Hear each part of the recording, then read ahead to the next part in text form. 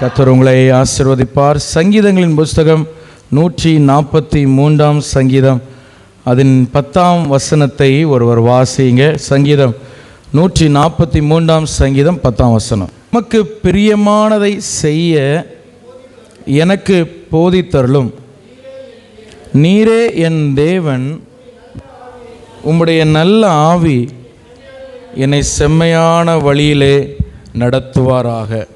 நம்ம எல்லாரும் ஆண்டவரை மகிமைப்படுத்துவோம். ஹல்லேலூயா, ஹல்லேலூயா. இந்த சங்கீதத்தில் நிறைய ஜெபம் இருக்குங்க. இந்த 143 சங்கீதத்தை நீங்கள் பார்த்தீங்கன்னா நிறைய ப்ரேயர் அவர் பண்ணுறாரு தாவீது ராஜா. அதில் ரொம்ப என்னுடைய இருதயத்துக்கு நான் ரட்சிக்கப்பட்ட நாட்களிலிருந்து எனக்கு ரொம்ப நெருக்கமான ஒரு வார்த்தை, அநேகருக்கு இது ரொம்ப ஆசீர்வாதமான வார்த்தையாக இருக்கும்னு நினைக்கிறேன். அவர் சொல்லுகிறார், உமக்கு பிரியமானதை செய்ய எனக்கு நீங்கள் என்ன செய்யுங்க, போதிங்க அப்படின்னு கேட்குறேன். எனக்கு போதிங்க, என்னை டீச் பண்ணுங்க. யாருக்கு பிரியமானது? ஏசப்பாவுக்கு பிரியமானது நான் செய்ய. ஏன்னா எனக்கு அவருக்கு பிரியமானது என்னன்னு ஒரு மனிதனால் கண்டுபிடிக்க முடியாது. ஒரு மனித ஆவியை வைத்து, ஒரு மனிதனுடைய சிந்தைகளை வைத்து கர்த்தருக்கு பிரியமானதை நம்ம கண்டுபிடிக்க முடியாது. பிரைஸ் தி லார்ட், அல்லேலூயா. நமக்கு சுயத்தை வச்சு நம்ம ஏசப்பாவுக்கு பிடிச்சது தான் நம்ம செய்கிறோன்னு சொல்லி ஒருவேளை நம்ம நினச்சிட்டு இருக்கலாம். நம்மளே நினச்சினா ஆண்டவருக்கு பிரியமான. ஆனால் என்றைக்கு ஆவியானவர் நமக்குள்ளேருந்து நம்மளை நடத்துகிறாரோ, நமக்கு அந்த ஆலோசனை தருகிறாரோ, அப்போந்தான் ஆவியானவர் தான் கர்த்தருக்கு பிரியமான வழியில் அவர் நம்ம நடத்த முடியும். ஆமேன். எத்தனை பேருக்கு புரியுது? அல்லேலூயா. மனித ஆவியை வைத்து நம்ம தெய்வத்துக்கு பிரியமான விஷயத்தை ஒரு நாள் நம்ம செய்யவே முடியாது. அல்லேலூயா. நீங்கள் உதாரணமாக நீங்கள் பார்த்தீங்கன்னா, இயேசு கிறிஸ்து மரித்து உயிர்த்தெழுந்து பரமேறி போன பிறகு ஏசப்பாக்கு எத்தனை சீஷர்கள்? 12 சீஷர்கள். இந்த 12ல் ஒருத்தன் தூக்கு போட்டு அவன் சூசைட் பண்ணிக்கிட்டான். இப்போ அந்த 12வது இடத்த நிரப்பதுக்கு ஒரு ஆள் வேணும். அப்போ இவங்கெல்லாம் சேர்ந்து, பேதுரு எல்லாம் சேர்ந்து, அப்போ பரிசுத்த ஆவி பெறுறதுக்கு முன்னாடி இவங்கெல்லாம் சேர்ந்து ஒரு டிஸ்கஸ் பண்ணுறாங்க. டே, நமக்கு ஒரு ஆள் இல்லை, கூட்டத்தில் ஒருத்தன் மைனஸ் ஆகுறான். அப்போ ஒருத்தரை நம்ம செலக்ட் பண்ணோம், என்ன பண்ணலாம் அப்படின்னோன்னா சீட்டு குலுக்கி போட்டாங்க. அப்போ தெய்வ சித்தத்தை அறியணுன்னா ஆவியானவர் வர முன்னாடி சீட்டு குலுக்கி போடுவாங்க. சரி, அந்த இடத்துல இருக்க எல்லா பேரையும் எழுது. இயேசு வாழ்ந்து மரித்து உயிரோடு இருந்து எல்லாத்தையும் பார்த்த சாட்சிகள் எல்லா பேரையும் எல்லா பேரையும் எழுதியாச்சு. அதில் 2 பேர் வந்துச்சு, 2 பேரையும் எழுதியாச்சு. எழுதி குலுக்கி போட்டால் மத்தியாசுக்கு பேர் அது ஏசப்பாவுக்கு பிரியமானதா அப்படின்னா எனக்கு என்னமோ அது பிரியமானது இல்லைன்னு தோணுது. ஏன்னா அதுக்கப்புறம் நீங்கள் பார்த்தீங்கன்னா மத்தியாசை குறித்து ஒரு வார்த்தையும் பைபிளில் வராது. அவரை கொண்டு ஆண்டவர் ஒரு விஷயமும் செய்யலை. ஒருவேளை ஆண்டவர் செஞ்சுருக்கலாம், ஆனால் அந்த பரிசுத்த வேதாகமத்தில் அது இடம் பெறலை. அப்போ நான் என்ன நினைக்கிறேன்னா, அந்த 11வது ஆள் போக அந்த 12வது இடத்தை நிரப்ப மனிதர்கள் எடுத்த ஒரு முயற்சி என்னென்னா மத்தியாசு. ஆனால் பரலோகம் வச்ச நபர் யாருன்னா அப்போஸ்தலனாகிய பவுல். ஆமேன்னு சொல்லுங்கள். அல்லேலூயா. அப்போ தேவனுக்கு பிரியமானது யாருன்னா மத்தியாசு இல்லை, தேவனுக்கு பிரியமானது பவுல். அல்லேலூயா. இந்த மாதிரி சில நேரங்களில் நம்ம மனித ஆவியை கொண்டு இதுதான் ஆண்டவருக்கு பிரியம் நம்ம நினச்சிக்கிறோம். ஆனால் என்றைக்கு கர்த்தருடைய ஆவியானவர் வருகிறாரோ அங்கே தான் கர்த்தருடைய செய்கைகளை நம்ம பார்க்குறோம். நீங்கள் பவுலை பாருங்கள், அதுக்கப்புறம் அவரை கொண்டு ஆண்டவர் மகிமையான காரியங்களை செய்கிறார். பிரைஸ் தி லார்ட், ஹல்லேலூயா. அந்த ஸ்தோத்திரம். 11 சீசர்களை விட அதிகமாக அவர் ஊழியம் செய்கிறாரு, அதிகமாக சபைகளை கட்டுறாரு, அதிகமாக இந்த பைபிளில் நிறைய நிருபங்களை அவர் எழுதி வச்சுறார். புதிய ஏற்பாடு முக்கால்வாசியும் அவரையே ஃபில்லப் பண்ணிட்டார். அப்போ கர்த்தருக்கு பிரியமானது இன்னது என்பதை நம்ம சோதித்தறிய நமக்கு வேண்டியது என்ன சொல்லுங்கள்? அவருடைய நல்ல ஆவி. சொல்லுங்கள், அவருடைய நல்ல ஆவி. ஹல்லேலூயா. கரம் உயர்த்தி ஏசப்பட்ட கேளுங்க, அப்பா எனக்கு உங்களுடைய நல்ல ஆவி எனக்கு தாரும். என்னுடைய சுயத்தின் ஆவி அல்ல. பைபிளில் நிறைய ஆவி இருக்குது. கோபத்தின் ஆவி, எரிச்சலின் ஆவி, மனித ஆவி, இப்படி நிறைய இருக்குது. எனக்கு அந்த ஆவிலாம் வேண்டாம்ப்பா ஏசப்பா, எனக்கு உங்கள் ஆவியை தாங்க, உங்கள் நல்ல பரிசுத்த ஆவியை எனக்கு தந்து என்னை நடத்துங்க. அப்படி கேட்குறீங்களா? எத்தனை பேர் கேட்குறீங்க? ஆண்டவரே உன்னை நல்ல ஆவியை எனக்கு தாரும். ஹல்லேலூயா. உன்னை நல்ல ஆவியானவர் நம்ம நடத்தணும். நல்ல ஆவியான நமக்குள்ளே வரும் பொழுது கர்த்தருக்கு பிரியமான பாதையில் அவர் நம்மை நடத்துகிறார். ஹல்லேலூயா. கர்த்தருக்கு பிரியமான பாதையில் நடத்துகிறார். அப்போ கர்த்தருக்கு பிரியமான பாதையில் நான் ஏன் நடக்கணும்? பைபிள் சொல்லுதா, தாவீது அழகா சொல்கிறார், உமக்கு பிரியமானதை செய்ய போதியும் உம்முடைய நல்ல ஆவி என்னை எந்த பாதையில் நடத்தணும்? செம்மையான பாதையில் நடத்தணும். எந்த பாதையில் நடத்தணும்? சரியான பாதை. செம்மையான பாதைனா கரெக்டான பாதை. பைபிளில் ஒரு வசனம் இருக்குது, மனுஷனுக்கு தோன்றுகிற வழி, செம்மையாய் தோன்றுகிற வழி நிறைய உண்டு, ஆனால் அதன் முடிவோ மரணம். அதன் முடிவோ என்னது? மரணம். அவன் மூளைக்கு நிறைய சரி இது சரின்னு தோணுது, ஆனால் அதன் முடிவோ என்னதான் இருக்குமா? மரணமாக. ஆனால் ஆண்டவரே உமக்கு எது சரின்னு தோணுதோ, இந்த வசனத்தை கேட்கும்போதே உங்களுக்குள்ள ஒரு ஜெபம் ஓடிக்கொண்டே இருக்கணும். உமக்கு எது சரி தோணுதோ அந்த பாதையில் என்னை நடத்தும். அதுதான் செம்மையான பாதை, அதுதான் சரியான பாதை. அந்த பாதையின் முடிவு ஜீவனாக இருக்கும், அந்த பாதையின் முடிவு பரலோகமாக இருக்கும், அந்த பாதையின் முடிவு நித்திய ஜீவனாய் உங்கள் வாழ்க்கைக்கு ஆசீர்வாதமாய் ஒரு சரித்திரமாய் அது அமையும். எல்லாரும் கர்த்தரை மகிமைப்படுத்துவோம். அல்லேலூயா. அதனால தான் 1 கொரிந்தியர் 2ஆம் அதிகாரம் 11ஆம் வசனத்தில் பவுல் இப்படியாக அழகாக ஒரு வார்த்தை சொல்கிறார். வாசிங்க. 1 கொரிந்தியர் 2ஆம் அதிகாரம் 11-12 வாசிங்க. மனுஷனில் உள்ள ஆவியை அன்றி மனுஷரில் எவன், இந்த வசனம் நல்லா கவனிங்க, மனுஷருக்குரியவர்களை அறிவான், அப்படி போல தேவனுடைய ஆவியே அன்றி ஒருவனும் தேவனுக்குரியவர்கள் என்ன பண்ண மாட்டான்? அல்லேலூயா. நான் திரும்ப அந்த வார்த்தையை வாசிக்கிறேன். தேவனுடைய ஆவியே அன்றி ஒருவனும் தேவனுக்குரியவைகளை அறிய மாட்டான். பவுல் சொல்கிறார், இங்கே ஒரு வார்த்தையை சொல்கிறார், நாங்கள் என்ன ஆவியை பெற்றிருக்கிறோம்? 12ஆம் வசனத்தை பாருங்கள். நாங்களோ உலகத்தின் ஆவியை பெறாமல் அறியும்படிக்கு தேவனிலிருந்து புறப்படுகிற ஆவியையே பெற்றிருக்கிறோம். அல்லேலூயா. உங்களுக்கு நமக்குள்ள என்ன ஆவி இருக்கு? மனுஷ ஆவி இருக்கா? உலக ஆவி இருக்கா? உலக ஆவி இருந்தால் நம்மால் தேவனுக்கு உரியவைகள் நம்மால் என்ன செய்ய முடியாது. அறிய நம்ம நினச்சிப்போம், நான் சர்ச்சைக்கு போகிறேன், நானும் போய் எல்லாரையும் போல் நானும் கைத்தட்டி பாட்டு பாடிட்டு வீட்டுக்கு போகிறேன், நானும் ஏசப்பாவுக்கு பிள்ளை தான், ஏசப்பா வந்தால் நானும் என்ன செய்யலாம், பரலோகத்துக்கு என்னை தூக்கிட்டு கூட்டிகிட்டு போயிடுவார் அப்படின்னு நம்ம நினைக்கலாம். ஆனால் அந்த பூமியில் இருக்கும் பொழுது செம்மையாக நான் வாழ. ஹல்லேலூயா. வாலிப பிள்ளைகள், நீங்கள் செம்மையாக நடக்கணும், செம்மையாக வாழணும் அப்படின்னா, நீ சரியான பாதையில் போகணும் அப்படின்னா, நீங்கள் நான் போகிற பாதை சரியா, நான் போகிற பாதை சரியா, நான் போகிற பாதை சரியா அப்படின்னு ஃபீல் பண்ண வேண்டிய அவசியம் இல்லை. நீங்கள் கேட்க வேண்டியது என்ன தெரியுமா? எனக்கு இந்த உலகத்தின் ஆவி இல்லை, உங்கள் ஆவி எனக்கு தாரும். ஹல்லேலூயா. உங்கள் ஆவி என்னை ஆட்கொள்ளணும். Price the Lord. ஆமென். மனுஷன் 3 விதமாக இருக்கிறான். எப்படி தேவன் பிதா குமாரன் பரிசுத்த ஆவி அப்படி திருத்துவமாக இருக்கிறாரோ, மனுஷனும் 3 விதமாக இருக்கிறான். என்னெல்லாம் இருக்கிறான்? சரீரம், ஆவி, ஆத்துமா. 3 இருக்குது நமக்குள்ளே. உங்களுக்குள்ளே என்ன எத்தனை இருக்குது? 3 இருக்குது. நீங்கள் 3ஆக இருக்கிறீங்க. ஓகேவா? ஆவி, ஆத்மா, சரீரம், இது 3 இருக்குது உங்களுக்குள்ளே. நீங்கள் வெளியே பார்க்குறது, இப்போ நீங்கள் என்னைய பார்க்குறீங்க, என்னுடைய சரீரத்தை பார்க்குறீங்க, என்ன நீங்கள் பார்க்கல, என் சரீரத்தை தான் நீங்கள் பார்க்குறீங்க. என் ஆத்மா மனுஷனுடைய முகம் எப்படி இருக்கும், அது எப்படி இருக்கும்னு அது பரலோகம் போன போகிறது தான் தெரியும். ஆமென். அல்லேலூயா. இந்த ஆவி அப்படின்னு சொல்கிறது என்ன? ஆவின்னு சொல்கிறது என்னென்னா, நம்ம எது ஆட்கொள்ளுதோ, இந்த ஆவிக்கு என்ன கெப்பாசிட்டி உண்டுன்னா, ஆட்கொள்ளுகிற கெப்பாசிட்டி உண்டு, ஒரு வலிமை உண்டு. அந்த ஆவி ஆத்மாவையும் சரீரத்தையும் அதை ஆட்கொள்ளும்.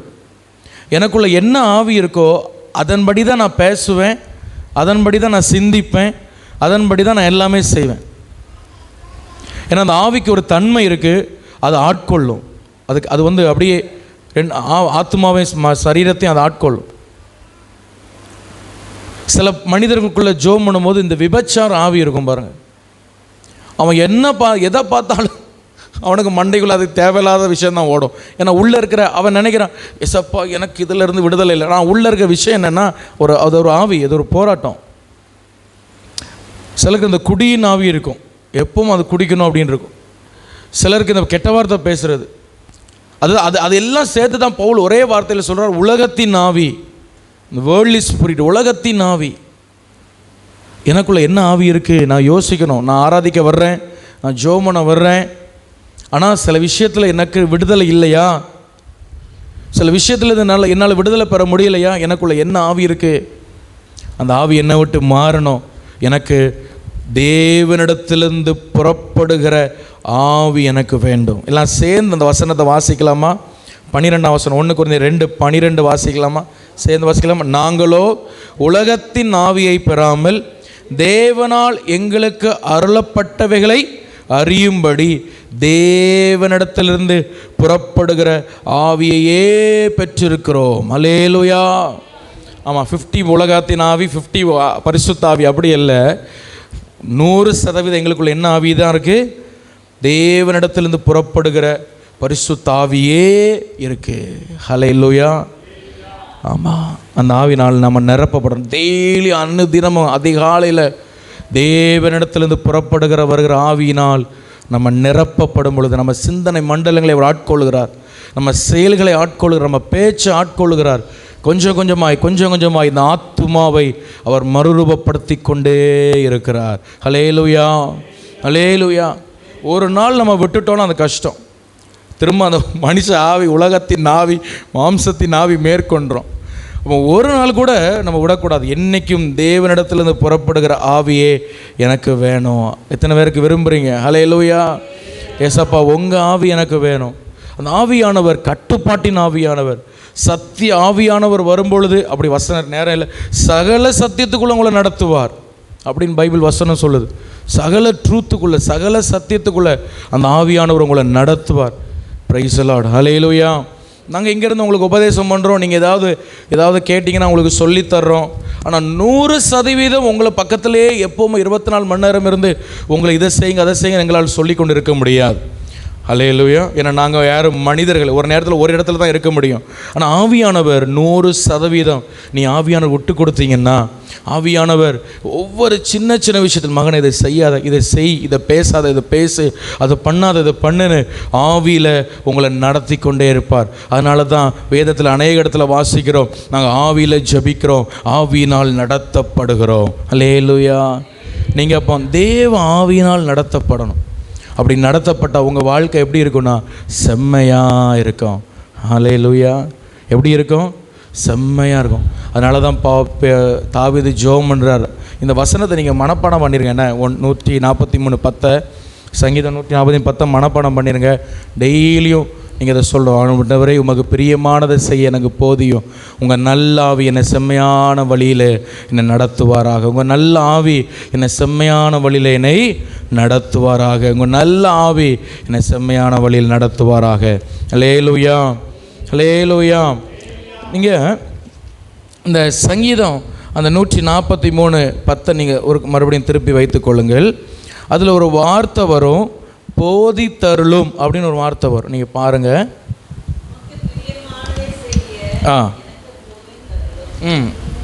அது என்னன்னா, எனக்கு போதித்தருளும். என்னது அது? போதித்தருளும். இந்த போதித்தருளும் அப்படின்னு சொல்கிறது நம்ம புரிகிற, நம்முடைய புரிந்து கொள்ளுதல் தமிழ் மொழிபெயர்ப்பில் அதை டீச் பண்ணுறது, கற்றுக் கொடுக்குற அப்படி நம்ம எடுத்துக்கொள்ளலாம். ஆனால் உண்மையாக போதித்தருள வேண்டும் என்று சொன்னால், நீங்கள் அதனுடைய போதிக்கிற என்ற வார்த்தையினுடைய சரியான அர்த்தம் என்னென்னா, தாற்றுக்கோள். என்ன கோல் சொல்லுங்கள்? தாற்றுக்கோள். Praise the Lord. ஹல்லேலூயா. இந்த தாற்றுக்கோள்னால் என்ன அப்படின்னு நீங்கள் பார்த்தீங்கன்னா, இந்த பிக்சரில் நீங்கள் பார்க்கலாம். பாருங்கள், நீங்கள் இதில் நல்லா பார்க்குறீங்க. ஒருவன் என்ன பண்ணுறான், 2 மாட்டை என்ன பண்ணுறான், ஒரு ஏரில் வச்சு அவன் அப்படி நிலத்தை உழுது கொண்டு இருக்கிறான். அவன் கையில் பார்த்தீங்கன்னா ஒரு நீளமாக ஒரு கிட்டத்தட்ட ஒரு 8 அடி இருக்கும் அந்த குச்சி, ஒரு பெரிய குச்சி வச்சுருக்கிறான். இந்த குச்சிக்கு பேர் தான் தாற்றுக்கோள். இந்த குச்சிக்கு பேர் தான் என்னது? தாற்றுக்கோள் அப்படின்னு சொல்கிறது. இப்போ பைபிளில் நிறைய இடத்துல இந்த தாற்றுக்கோள் வருகிறது. உதாரணமாக நியாயாதிபதி புஸ்தகங்கள் நீ பார்த்தீங்கன்னா, சம்மா என்கிற ஒருவன், நியாயாதிபதிகள் 3ஆம் அதிகாரம் 31ஆம் வசனம், அந்த வசனம் நமக்கு இது இல்லை, உங்களுக்கு அந்த தாற்றுக்கோளை பற்றி தெரிவதற்காக ஒரு புரிதலுக்காக நீங்கள் அதை வாசிக்கலாம். நியாயாதிபதிகள் 3ஆம் அதிகாரம் 31ஆம் வசனம் எடுங்க. அவனுக்கு பிற்பாடு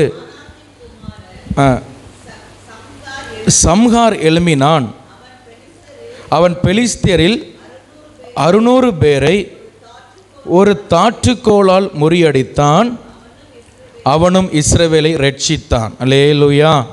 அப்போ இங்கே சம்மார் என்ன பண்ணான்னா 600 பெலிஸ்தியரை ஒரு தாற்றுக்கோளை வச்சு அவன் கொண்டுட்டான் அப்படின்னு நம்ம அவனோட நியாயாதிபதி. அப்போ இந்த தாற்றுக்கோள் என்று சொல்வது நீளமான ஒரு குச்சி. நல்லா கவனிங்க, நீளமான ஒரு 8 அடி குச்சி. இப்போ உழுறவங்க இதை பயன்படுத்துகிற, இப்போ டிராக்டர் அது நிறைய வந்துடுச்சு. அப்போது என்ன பண்ணுவாங்கன்னா, அந்த நாட்களில் இளம் காளையை தான், மாடை தான் என்ன பண்ணுவாங்க, உழுது விடுவாங்க. அந்த காளை மாடை, இந்த இளம் காளமாடு யங் காளமாடு எப்படி இருக்கும், ஒரு இடத்துல கண்ட்ரோலாக நிற்குமா? நிற்காது. அது அந்த இளம் ரத்தம்னு சொல்லுவாங்களே, அது எங்கேயாவது குதிச்சுட்டு ஓடுறத நிற்கும். ஆனால் அதை பிடிச்சி கொண்டு வந்து ஒரு நுகத்துக்குள்ளே போட்டு, நுகம்னா என்ன உங்களுக்கு தெரியும்ல, வில்லேஜ் மக்கள் எல்லாருக்கும் தெரியும் நுகம். இந்த பாருங்கள், அது மாட்டுக்கு கழுத்தில் போட்டிருக்குல்ல, இதான் நுகம். இதுக்குள்ளே அந்த போட்டு அதை கண்ட்ரோல் பண்ணுவோம். அதுக்கு பிடிக்கவே பிடிக்காது. அதுக்கு என்ன செய்யாது, பிடிக்காது, வெறுப்பாக இருக்கும். எவ்வளோ அழகாக ஜாலியாக புல் மேய்ஞ்சிட்டு சுற்றிட்டு இருந்தேன், என்னையை பிடிச்சி இப்படி போட்டிருக்கீங்களே அப்படின்னு அது கோவப்படும். இவன் என்ன பண்ணுவான், அதை நுகத்தில் போட்டு அதை ஒரு நிலத்தில் கொண்டு விட்டு அதை உலறதுக்கு வைப்பான். அது வெயில் அடிக்கும், அதுக்கு தாகம் எடுக்கும், பசி எடுக்கும். ஒரு ரவுண்டு சுற்றி வரும், மறுபடியும் அப்படியே நிற்கும். அங்கே கொஞ்சம் எட்டி பார்க்க, அங்கே புல் என்ன செய்யும், பச்சை பச்சைன்னு இருக்கும். உடனே இதையும் சேர்த்து அது என்ன செய்யும், இழுத்துட்டு போகும், அந்த பக்கம் போகும். இப்படி ஒரு கண்ட்ரோலுக்குள்ளே நிற்காது. அதனால அந்த காலத்தில் என்ன பண்ணுவாங்கன்னா, தாற்றுக்கோள்னு சொல்ல ஒரு நீளமான ஒரு குச்சியை பயன்படுத்துவாங்க. அது நுனையில் ரொம்ப ஷார்ப்பாக இருக்கும், ரொம்ப கூர்மையாக இருக்கும். இந்த மாதிரி இது கிட்டத்தட்ட இந்த மாதிரி இருக்கும், இந்த மாதிரி இருக்கும் பாருங்கள். இதை வச்சு அவன் என்ன செய்வான் அப்படின்னு சொன்னால், அந்த மாடு வலது பக்கம் இடது பக்கம் ஓடிச்சுன்னா அவன் என்ன செய்வான், அதுக்கு தோல் பட்டையில் அப்படியே லேசாக ஒரு கொத்துவான். லேசாக ஒரு, அதுதான் போதிக்கிற அந்த வார்த்தையை தாவீது எழுதுகிற அந்த வார்த்தை எழுதுகிறார் அவர். லேசாக ஒரு தட்டுவான். உடனே அதுக்கு என்ன பண்ணும், ஊசி மாதிரி இருக்காது, என்ன செய்யும், வலிக்கும். உடனே அது நேரம் நடக்கும், கொஞ்ச நாள் நேரம் நடக்கும். மறுபடியும் வலது பக்கம் இடது பக்கம் திரும்பும். உடனே இடது பக்கம் எடுத்து அந்த ஷோல்டரில் ஒரு தட்டுவான், அது குத்தும். அதுக்கு மறுபடியும் நேரம். இப்படி என்ன பண்ணுவான்னா, அந்த முழு வயலையும் உழுவதற்கு அந்த தாற்றுக்கோளை அவன் பயன்படுத்துவான். அல்லேலூயா, அல்லேலூயா. சரி, இது ஒன்று. இன்னும் சில மாடுகள் என்ன பண்ணோன்னா, ரொம்ப சோம்பலாக இருக்கும், ரொம்ப சோர்ந்து போயிருக்கும். அது கொஞ்சம் தூரம் நடந்துட்டு என்ன பண்ணிடும், அப்படி நின்றுக்கிறோம். இவன் என்னன்னு சொன்னால் அது போவே அப்படி கல் ஊர் நிற்கும். உன்னை என்ன செய்வானா, அந்த கால் பக்கம் பின்பக்கம் இருக்குது பாருங்கள், அந்த காலுக்கு பின்பக்கம் வந்து இருக்குது பாருங்கள், அதுக்கு பின்பக்கத்தில் அந்த தாற்றுக்கோளை வச்சு, இவர் ரொம்ப பக்கத்தில் இருக்கிற மாதிரி இருக்குது இந்த பிக்சர். ஆக்சுவலாக ரொம்ப பேக்கில் நிற்பாங்க. அந்த காலுக்கு பக்கத்தில் வச்சு அந்த காலை அப்படி குத்தி விடுவான், பேக்கில் அந்த காலை பின்பக்கம் குத்திவிடும். அது என்ன செய்யும், உடனே நடக்கும். சரியா? இப்போ தாவீது சொல்கிறார், என்ன செய்யும், செம்மையான வழியில் என்ன. அப்போ உங்களுக்கு உழறவங்களுக்கு தெரியும் எப்படி உழணும் சொல்லுங்கள். நேராக உழணும். ஒரு வயல் எடுத்தால் எப்படி உழணும், முதல்ல நேர்கோட்டில், அப்படி தானேயா, நேர்கோட்டில் உழணும். கொஞ்சம் இங்கே கொஞ்சம் அங்கே கொஞ்சம் இங்கே உளுந்தால் வேலை நடக்குமா? நடக்காது. முதல்ல எப்படி உழணும்னா செம்மையாக உழணும். எப்படி உழணும் சொல்லுங்கள், இங்கே பிடிச்சா அந்த பாயிண்டில் நிற்கணும். ஸோ இவன் என்ன பண்ணுவான்னா, அந்த பக்கம் தூரமாக ஒரு மரத்தை எதாவது பார்த்து வச்சுப்பான். ஏன்னா கிரவுண்டில் லைன் பார்க்குறது தெரியாதுல்ல, மரத்தை பார்த்து வச்சுப்பான். பார்த்து வச்சுட்டு இந்த பக்கம் இந்த மாட்டை இங்கேருந்து அப்படியே செம்மையாக அதை உழுது கொண்டு போவான். அல்லேலூயா. திரும்ப செம்மையாக கொண்டு வரும். நான் இந்த வயலை தேவ ராஜ்யமாக நான் பார்க்குறேன். அல்லேலூயா. வயல் என்பது தேவனுடைய ராஜ்யம், தேவனுடைய வேலை செய்கிற ஒரு இடம். அப்போ கர்த்தர் ஒரு விவசாயியாக இருக்கிறார், நம்ம அந்த மாடாக இருக்கிறோம். கர்த்தர் என்ன பண்ணுறாங்க, தம்முடைய ஆவியை கொண்டு, தம்முடைய வார்த்தையை கொண்டு நம்மை தேவ ராஜ்யத்தில் பிரயோஜனம் உள்ளவர்களாய் மாற்ற எனக்கு நீர் கிருபை தாரும், நம்முடைய ஆவியினால் என்னை நடத்தும் அப்படின்னு தாவீது ஜெபம் பண்ணுறாரு. அல்லேலூயா. நான் உமக்கு பிரயோஜனம் உள்ளவனாக இருக்கணும், உங்கள் ராஜ்யத்தில் ஏதாவது உமக்காக நான் செய்யணும் ஆண்டவரே. சும்மா வெந்ததை தின்னு விதி வந்து நான் சாகக்கூடாது. மேலே பார்த்தா வானம், கீழே பார்த்தா பூமி, இப்படி ஒரு வாழ்க்கை நான் வாழக்கூடாது. நான் உங்கள் ராஜ்யத்தில் ஏதாவது உமக்காக நான் பயன்படணும் ஆண்டவரே. அதற்கு என்னை செம்மையாய் நடத்த என்னை போதியும். ஹல்லேலூயா. நம்முடைய ஆவியை கொண்டு என்னை போதியும். அப்போ அந்த மாட்டுக்கு அது பிடிக்குமா அப்படி குத்துறது? எந்த மாட்டுக்கு அது பிடிக்குமா? ஒன்றுக்கும் பிடிக்காது. ஒரு வாட்டி குத்துற அமைதியாக இருக்கும், 2வது வாட்டி குத்தும் போது அது கஷ்டமாக இருக்கும், 3வது வாட்டிக்கு இன்னும் கஷ்டமாக இருக்கும் இல்லை? ஸோ இந்த கால் பகுதியில் குத்தும்போது அது போல் சில நேரங்களில் நல்லா கவனிங்க, முக்கியமாக சொல்கிறேன், தேவன் நம்மை நடத்துகிற பாதை எல்லாம் நமக்கு மனசுக்கு பிடிச்சதாக இருக்காது. நம்ம நினைக்கிறோம் தேவ சித்தம் உங்கள் நடக்கட்டும் ஆண்டவரே, நம்ம ஜெபம் பண்ணுறோம். உங்கள் சித்தம் என் வாழ்க்கையில் நடக்கட்டும் ஆண்டவரே, நீ உமக்கு சித்தமான செம்மையான வழியில் என்னை நடத்துங்க நம்ம ஜெபம் பண்ணுறோம். ஆனால் உண்மை தெரியுமா, அந்த செம்மையான வழி நம்ம மனசுக்கு பிடிச்சதாக இருக்காது. என்ன கேட்டால் தாழ்மையாக நான் விசுவாசிக்கிற 90% நம்ம மனசுக்கு பிடிச்சதாக இருக்காது. ஹல்லேலூயா. நமக்கு ரொம்ப கஷ்டமாக இருக்கும். நமக்கு நிறைய விஷயங்களை நம்ம விட்டு கொடுக்க வேண்டியிருக்கும். நிறைய விஷயத்தில் நம்ம ஈகோவை, நிறைய விஷயத்தில் நம்ம தாழ்ந்து போக வேண்டிய, நிறைய விஷயத்தில் நம்ம மன்னிக்க வேண்டிய, நிறைய விஷயத்தில் நம்மளுடைய சுவாபத்தெல்லாம் நம்ம நிறைய காரியங்களை மாற்ற வேண்டியிருக்கும். 90% நமக்கு அந்த பாதை நிறைய இழக்க வேண்டியிருக்கும். நிறைய வேண்டாத கேள்விகள் கேட்க வேண்டியிருக்கும், பேச்சுகள் கேட்க வேண்டியிருக்கும். நிறைய பலவீனங்கள் நம்ம சரீரத்தில் வரும், நிறைய பாடுகள் வரும், நிறைய சோதனைகள் வரும், நிறைய சிக்ஷைகள் வரும். எல்லாம் நமக்கு பிடிச்ச மாதிரி இருக்காது. Praise the Lord. ஹல்லேலூயா.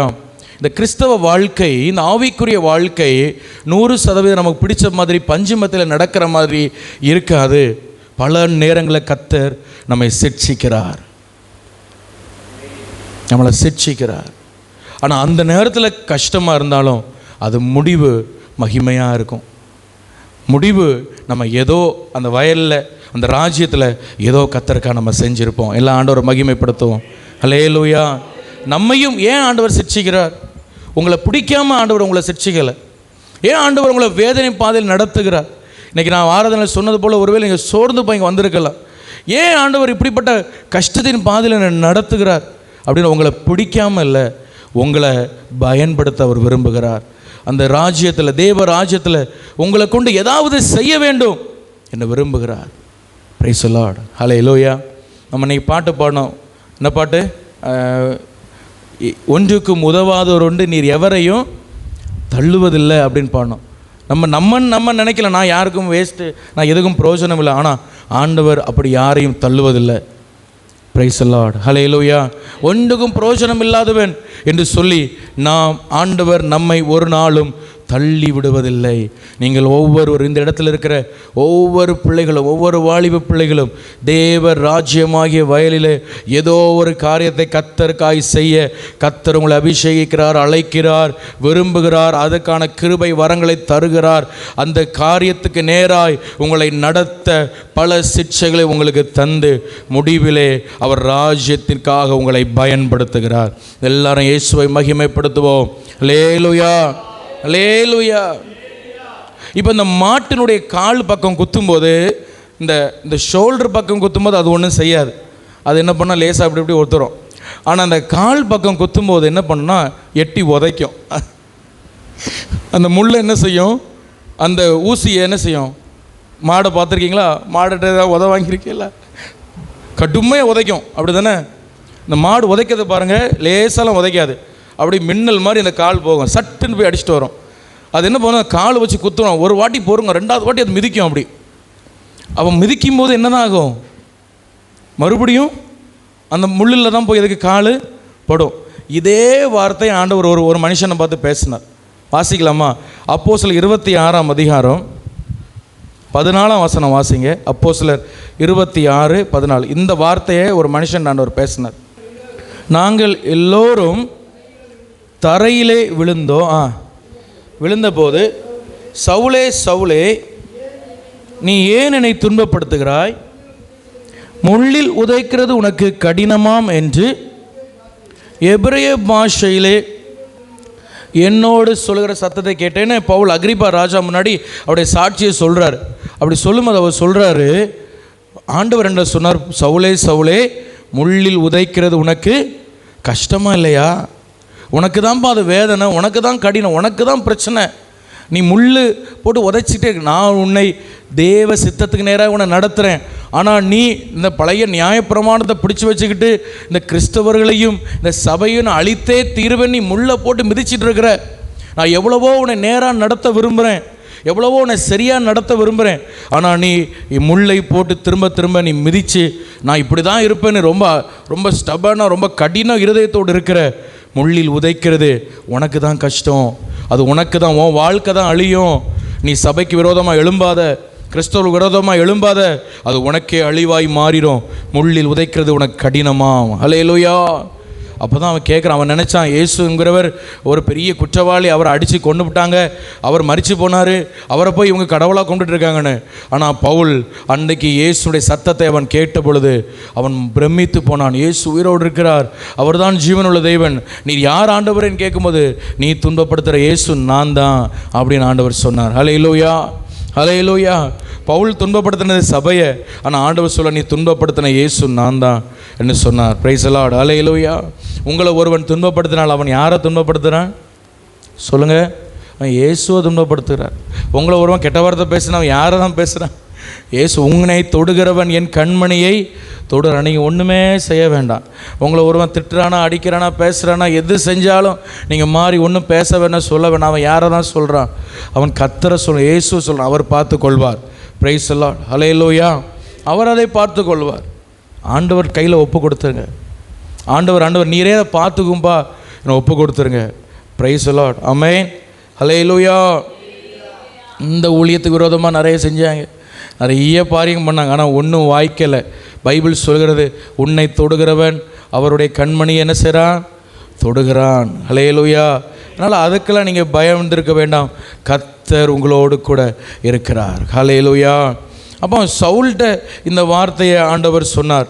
ஆமென். தேவ பிள்ளைகள், நீங்கள் தேவ சித்தத்தின்படி வாழாமல் இருக்கும் பொழுது நம்ம எதை தான் செய்கிறோன்னா, முள்ளை போட்டு உதச்சிட்டு இருக்கிறோம். அது நம்ம வாழ்க்கைக்கு பாதிப்பாக தான் அது மாறும். நம்ம வாழ்க்கைக்கு பாதிப்பாக அது மாறிடும். கர்த்தருடைய பரிசுத்த நாமம் மகிமைப்படுவதாக. இன்னொரு வசனத்தை கூட நம்ம வாசிக்கலாம். பாருங்கள், லூக்கா எழுதின சுவிசேஷம் 9ஆம் அதிகாரம். லூக்கா எழுதின சுவிசேஷத்தின் 9ஆம் அதிகாரத்தில் 62 நினைக்கிறேன். 62 வாசிங்க. அதற்கு இயேசு கலப்பையின் மேல் தன் கையை வைத்து பின்னிட்டு பார்க்கிறவன் ஒருவனும் தேவனுடைய ராஜ்யத்துக்கு தகுதி உள்ளவன் அல்ல என்றார். அல்லேலூயா. கலப்பை அப்படின்னு சொன்னால் உங்களுக்கு தெரியும், இந்த உழுறாங்களா, அதுதான். அந்த கலப்பையின் மேல் கையை வச்சுட்டு பின்னாடி திரும்பி பார்த்துட்டு இருந்தால் அவனால் ஒழுங்காக உழ முடியுமா? நேர்கோட்டில் உழ முடியுமா? உழ முடியாது. கலப்பை மேல் கையை வச்சுட்டு அங்கே கொஞ்சம் என்ன பார்த்துட்டு, இங்கே கொஞ்சம் பார்த்துட்டு, அந்த பக்கம் வாய் பார்த்துட்டு, இந்த பக்கம் வாய் பார்த்துட்டு திரும்பி பார்த்துக்கிட்டு இருந்தா அவனால் நேர்கோட்டில் சரியாக உழ முடியாது. கலப்பையில் உழுறவும் ரொம்ப கவனமாக இருக்கணும். நேராக அந்த பார்வை வேறு எங்கேயும் போகக்கூடாது. அங்கேயே பார்த்துட்டு இருக்கணும், சரியாக போகுதா. ஏன்னா கலப்பையை சரியாக கொண்டு போகணும், மாட்டை சரியாக கண்ட்ரோல் பண்ணணும், தாற்றுக்கோளை கரெக்டாக பயன்படுத்தணும், இது எல்லாமே கரெக்டாக செய்யணும். Praise the Lord. ஹல்லேலூயா. அப்போ கலப்பையில் கையை வச்சுட்டு பின்னட்டி பார்க்கிறவன் எவனும் தேவ ராஜ்யத்துக்கு என்ன பண்ண மாட்டான்? தகுதியில் ஃபிட் உள்ளவன் இல்லை அப்படின்னு வசனம் சொல்லுது. அவன் அதுக்கு சரியாக அவன் தகுதி உள்ளவனாக இருப்பதில்லை என்று வேத வசனம் சொல்லுகிறது. அதை அந்த வயல் என்று நான் சொன்னது நான் எதற்கு ஒப்பனையாக சொன்னேன்? தேவனுடைய ராஜ்யது. அப்போ கலப்பையில் கையை வச்சுட்டு பின்னிட்டு திரும்பி பார்க்குறது தேவ ராஜ்யத்துக்கு ஒருவன் தகுதி கிடையாது. இந்த உலகத்தை பார்த்துட்டு, உலகத்தை நேசிச்சுட்டு, உலக காரியங்களை பார்த்து கொண்டு இருந்தால் நம்ம ஒரு நாளும் தேவனுக்கு நம்ம பயன்பட முடியாது. தேவனுக்கு சித்தத்தை நம்ம செய்ய முடியாது. ஒரு நாள் செம்மையான பாதையில் நம்ம நடக்க முடியாது. எத்தனை பேர் நான் சொல்கிறது புரியுது? ஆமென். அல்லேலூயா. இந்த உலக ஆசைகள், உலகத்தின் மேல் இருக்கிற ஆசைகள், பொருட்கள் மேல் இருக்கிற ஆசைகள், உலகத்தில் அழிந்து போகிற மேல் இருக்கிற ஆசைகள், இவைகளை இதையே பார்த்துட்டு இருந்தீங்கன்னா எப்படி நீங்கள் ஆண்டவருக்காக பயன்பட முடியும்? நம்ம இன்னைக்கு கேட்டது போல் வானமும் பூமியும் இது ஒரு அழிவுக்குள் நேராய் போய்கொண்டு இருக்கிறது. இந்த அழிந்து போகிறத நம்ம பார்த்து கொண்டு இருக்கிறோம். அழிந்து போகிற சில இன்பங்கள், அழிந்து போகிற சில காரியங்கள், இவைகளை நம்ம பார்த்து கொண்டு இருந்தால் நம்மளால் ஆண்டவருக்காக எந்த ஒரு விஷயம் செய்ய முடியாது, ஆண்டவருக்காக பயன்பட முடியாது. நம்ம செம்மையாக நம்ம லைஃப் இருக்காது, நம்ம லைஃப் செம்மையான பாதையில் இருக்காது. Praise the Lord. ஹல்லேலூயா. நீங்கள் எதை நேசிக்கிறீங்க? வாலிப பிள்ளைகள் கவனிக்கிறீங்களா? நீ எதை நேசிக்கிற? நீ எதை நேசிக்கிற? உன் இருதயத்தில் இருக்கிற நேசம் எங்கே இருக்குது? தாவீது சொன்னார், உமக்கு பிரியமானது செய்ய போதியும் நீரே என் தேவன். அல்லேலூயா. நீரே என் தேவன். You are my God, you are my Lord. உன் தேவன் எது? உங்கள் தெய்வம் எது? உங்கள் தெய்வம் எது? சொல்லுங்கள் பாப்போம். தெய்வம் என்று சொன்னால் எது நம்மை ஆட்கொள்கிறதோ அதுதான் நம்ம தெய்வம். எது நம்ம டைமெல்லாம் எடுக்குதோ அதுதான் நம்ம தெய்வம். சிலரை பார்த்தீங்கன்னா காலையில் பிடிச்சி சாயங்காலம் வர சீரியல், டிவி, அவங்க டைம் போட்டு வச்சுருப்பாங்க. இத்தனை மணிக்கு இந்த படம், இத்தனை மணிக்கு இந்த படம், இத்தனை மணிக்கு இந்த சீரியல், டைம் போட்டு வச்சுருப்பாங்க. காலையில் பிடிச்சி அதுதான் உன் தெய்வம். இயேசு தெய்வம் அல்ல. நீங்கள் சும்மா வாயால் சொல்கிறீங்க இயேசு என் தெய்வம்னு. ஆனால் உன் தெய்வம் என்னென்னா சீரியல், உன் தெய்வம் என்னென்னா சினிமா. அதை தான் நம்ம பார்த்துட்டு இருக்கிறோம். அதான் என் தெய்வம். எது என் நேரத்தை ஆட்கொள்கிறதோ, எது என் சிந்தனை மண்டலங்களை ஆட்கொள்கிறதோ அதுதான் என் தெய்வம். தாவீது சொல்ல, நீரே என் தெய்வம்ப்பா. ஹல்லேலூயா. சிலவங்களுக்கு பார்த்தா எப்பவும் பணம், சில பேருக்கு பொருள், சில பேருக்கு நகை, சில பேருக்கு உடை, சில பேருக்கு இடம், சில பேருக்கு வாகனம். எதையாவது ஒரு உலக விஷயத்தை தேவனுக்கும் உலக மனுஷனுக்கும் உலகத்துக்கு நம்ம ஊழியம் செய்ய முடியாது. ஒன்று தெய்வத்துக்கு வாழணும், இல்லை உலகத்துக்கு வாழணும். ரெண்டில் ஏதாவது ஒன்று வாழ்ந்தாகணும். இங்கே ஒரு கால் அங்கே ஒரு கால் வச்சு வாழ முடியாது. ஆற்றுல ஒரு கால், சேத்துல ஒரு கால், என்னாகும்? நமக்கு தான் பிரச்சனை, நம்ம தான் விழுந்து கிடப்போம்.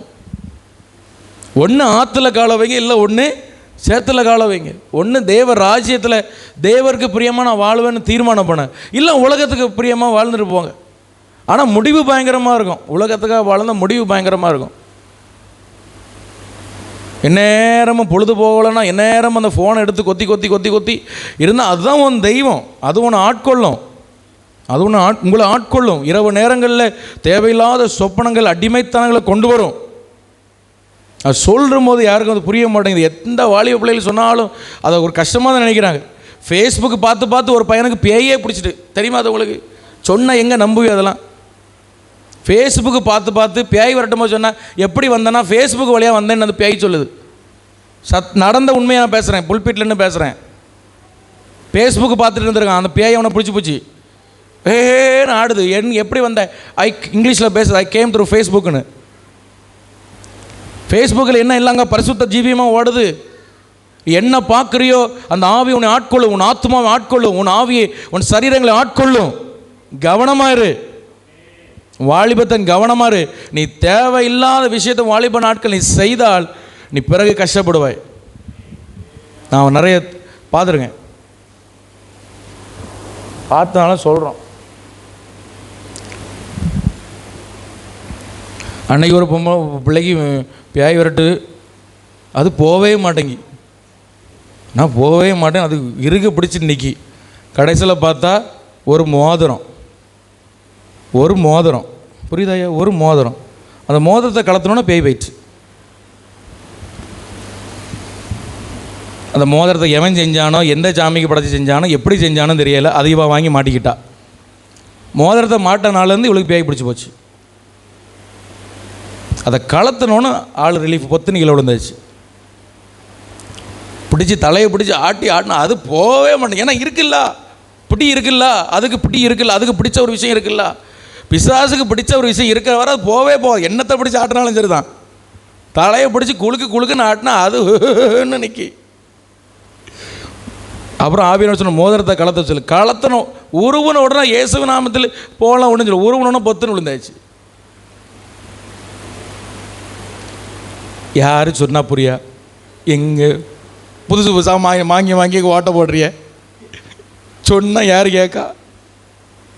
இன்னத்தை செய்ய சரி போட்டு கவனமாக இருங்க. எல்லாமே நிறைய விஷயங்கள் இந்த மாதிரிப்பட்ட நகை விஷயங்கள்லாம் சிலது எல்லாமே நம்ம ஜோமணி ஒருத்தர் ஆரம்பிக்க கிடையாது. எல்லாம் கண்ட தெய்வங்களுக்கு படைச்சி தான் அவன் அதை செய்கிறான். சினிமா பாருங்கள், சினிமா ஆரம்பிக்கும் எப்படி ஆரம்பிக்கு? ஸ்தோத்திர மேசுநாதான் போட்டு பாட்டு போட்டு ஆரம்பிக்கும். அங்கே ஒரு விக்கிரகத்தை காட்டி தான் அவன் ஆரம்பிக்கான். அப்போ அந்த ஆவி உன்னை பிடிக்க தானே செய்யும். அப்புறம் பாஸ்டர் ஜோமனுங்க, நைட்டு ஒரே பாம்பு சொப்பனத்தில் வருது. பாம்பு இல்லை, எல்லாம் வரும், அணங்கொண்டாவும் வரும். ஒன்று உலகத்துக்காக வாழணும், இல்லை இயேசுக்காக வாழணும். வந்தாச்சு, உள்ள கால் வச்சாச்சு. இனி இந்த ஜீவன் நிற்க வர, இந்த மூச்சு நிற்க வர, ரத்தம் துடிக்கிற வர இயேசுவுக்காக. அல்லேலூயா. அப்படி ஆண்டவர்கிட்ட ஒரு நாள் ஜெபம் பண்ணுங்க, அழுங்க ஆண்டவர்கிட்ட. எனக்கு முடியலை ஆண்டவர், எனக்கு கஷ்டமாக இருக்குது, எனக்கு வந்து உலகத்துக்காக எனக்கு வாழறது தான் எனக்கு மனசு ஓடுது அப்படின்னா அது ஓப்பனாக ஆண்டவர்கிட்ட சொல்லி அழுங்க. உங்கள் வீக்னஸ் ஆண்டவர்கிட்ட சொல்லுங்கள். எனக்கு இப்படியெல்லாம் என்ன வருதுப்பா, இப்படியெல்லாம் எனக்கு தப்பாக எனக்கு யோசனை வருதுப்பா, எனக்கு ரொம்ப கஷ்டமாக இருக்குப்பா. அழுங்க, உங்களுக்கு விடுதலை தருவார். குமாரன் விடுதலை ஆக்கினால் மெய்யாகவே விடுதலை ஆவீர்கள். அல்லேலூயா. வாஞ்சை உள்ள ஆத்துமா அவர் விடுதலை ஆக்குவார். வாஞ்ச வேணும், ஆண்டவருக்காக விடுதலையாக வாஞ்ச வேணும். Praise the Lord. அல்லேலூயா. அதனால் இந்த ஃபோன்ஸ் மூலமாக ஆவிகள் வருவதற்கு வாய்ப்புகள் உண்டு, அசுத்த கிரியைகள் வர வாய்ப்புகள் உண்டு. அதனால தான் இன்றைக்கி இந்த சில்ட்ரன்ஸ் மத்தியில் ஊழியம் பண்ண ரொம்ப சிரமமாக இருக்குது. ஏன்னா அவன் 24 மணி அதுக்குள்ளே தானே கிடக்கான். அவனை போட்டு விடுதலை ஆக்கவே ஒரு நாள் ஆயிடுது. ஜோம் பண்ண வச்சு அவனை விடுதலை ஆக்க வச்சு, ஏன்னா அவன் ஃபுல்லாக அந்த அடிமைத்தனத்துக்குள்ளே இருக்கிறதுனால. அதனால தான் அதிகமாக நாங்கள் ரொம்ப ஜெபத்தோடு ரொம்ப பாரத்தோடு இந்த முக்கியமாக இந்த ஃபோன்ஸ்லேருந்து இந்த பிள்ளைகள் விடுதலை ஆகணும் தான் இந்த விபிஎஸ் நோக்கமே அதாக தான் போயிட்டுருக்கு. இப்போ ஆமென். கர்த்தர் தொடர்ந்து நடத்துவாராக. இப்போ கலப்பையில் கையை வச்சுட்டு ஆவிக்குரிய வாழ்க்கைக்கு வந்தாச்சு. இனி திரும்பி திரும்பி பார்க்க கூடாது. சொல்லுங்கள், இனி திரும்பி பார்க்க கூடாது. வந்தாச்சு. இதுவரை நீங்கள் திரும்பி பார்த்துட்டு இருந்தீங்கன்னா இன்றைக்கி மனம் திரும்புங்க. இனி நான் திரும்பி பார்க்க மாட்டேன். அல்லேலூயா. உங்கள் வாழ்க்கையில் நல்லா கவனிங்க. வாலிப தம்பிமார், பெரியவங்க எல்லாம் கவனிங்க. ஏதாவது ஒரு விஷயம் உங்களை வந்து ஆண்டவர்கிட்ட விளக்கிட்டே இருக்கும். அது ஒரு விஷயம் இருக்கும், ஒரு விஷயம் இருக்கும். நீங்கள் நல்ல உங்கள் நிதானமாக இப்போ யோசித்தா கூட ஒரு தோணும். அப்படி தோணட்டா கூட வீட்டுக்கு போய் நீங்கள் யோசிச்சு பாருங்கள். நீங்கள் ஒரு டைம் எடுத்து அண்ணன் ரூமை கூட பூட்டிடுங்க, ப்ரேயர் பண்ணி உட்காந்து நிதானமாக தெய்வ சமூகத்தில் அந்த வசனத்தை வாசி அப்படியே உட்காந்து யோசிங்க. ஒரு விஷயம் உங்களை ஆண்டவர் விட்டு தள்ளும். அதுக்கு ரூட் இருக்கும், அதுக்கு வேறு இருக்கும், ஒரு விஷயம் இருக்கும். அதை நீங்கள் கண்டுபிடிக்கணும். அதை கண்டுபிடிச்சி அதை உங்கள் வாழ்க்கையை விட்டு மாற்றணும். ஆமென். அதை நீங்கள் மாற்றினீங்கன்னா உங்களுக்கு ஜெயம் கிடைக்கும். எல்லாருக்கும் ஒரு வீக்னஸ் உண்டு. எல்லாருக்கும் ஒரு வீக்னஸ் உண்டு. எல்லாருக்கும் ஒரு வீக்னஸ். உங்களுக்கு ஒரு ஸ்ட்ரென்த் இருக்கும், உங்களுக்கு ஒரு பெலன் இருக்கும். இப்போ என்கிட்ட இருக்கிற பெலன் உங்கள்கிட்ட இருக்காது, உங்கள்கிட்ட இருக்கிறது என்கிட்ட இருக்காது. புரியுதுங்களா? ஒரு பெலன் இருக்கும். ஆண்டவருக்காக பயன்படுற ஒரு கிருபை அப்படி சொல்லலாம். ஒரு கிருபை இருக்கும். அந்த கிருபை யாருக்கு தெரியும்? ஆண்டவருக்கும் தெரியும், பிசாசுக்கும் தெரியும். அதுபோல் உங்களுக்குள்ள ஒரு வீக்னஸ் இருக்கும். எல்லாருக்குள்ள இருக்கும். அப்போஸ்தலனாகிய பவுலாக இருந்தாலும் சரி தான் இருக்கும், ஒரு வீக்னஸ் இருக்கும். ஆனால் அதை நம்ம கண்டுபிடிக்கணும். அந்த வீக்னஸ், அந்த பலவீனம் யாருக்கும் தெரியும்? பிசாசுக்கும் தெரியும், ஏசப்பாவுக்கும் தெரியும், எனக்கும் தெரியும். Praise the Lord. அல்லேலூயா. அப்போ அது என்னன்னு நம்ம கண்டுபிடிச்சி அதை நம்ம தொடாமல், அது பக்கம் போகாமல், அது பக்கம் தலை வச்சு படுக்காமல் இருக்கிற வரைக்கும் நம்ம ஆவிக்குரிய வாழ்க்கை செம்மையாக போய்கிட்டே இருக்கும், சரியாக போய்கிட்டே இருக்கும். ஏன்னா அதுதான் நம்ம வீக்னஸ். பிசாசு என்ன பண்ணுவான்னா, நம்மளை வந்து உங்களுக்கு என்ன பாவ சோதனை தரணும் அந்த பாவ சோதனை எனக்கு தர மாட்டான். உங்களுக்கு ஒரு வீக்னஸ் இருக்கும் பாருங்கள், அந்த பக்கம் தான் உங்களை திருப்புவான். எத்தனை பேர் நான் சொல்கிறது புரியுது? உங்களுக்கு ஒரு பலவீனம், நீங்கள் ஒரு விஷயத்தில் விழுந்துக்கிட்டே இருப்பீங்க, அது பக்கம் தான் உங்களை திருப்புவான். உதாரணமாக ஒரு பையன் எடுங்களேன். ஒரு பையனுக்கு வந்து ஃபோனு கேமு தான் வீக்னஸ்ன்னு வைங்க. பிசாசா ஆண்டவரை விட்டு வழி விலக பண்ணுறது கேமுன்னு வைங்க. எனக்கு வந்து என்ன வைக்கலாம்? எனக்கு வேண்டாம், என்னைய போட்டு என் பிள்ளைகள் வேறு ஏதாவது சொல்லும். இன்னொருவனுக்கு வேற ஒரு வீக்னஸ் இருக்குது. அவனுக்கு வந்து என்ன வீக்னஸ்ஸு? அவனுக்கு இந்த பொம்பளை பிள்ளைகளை பார்த்தா வீக்னஸ். அவன் பார்த்தோன்னே பல்ல காட்டிடுவான். அப்படி வைங்க. உங்களுக்கு புரியுறக்கா சொல்கிறேன்?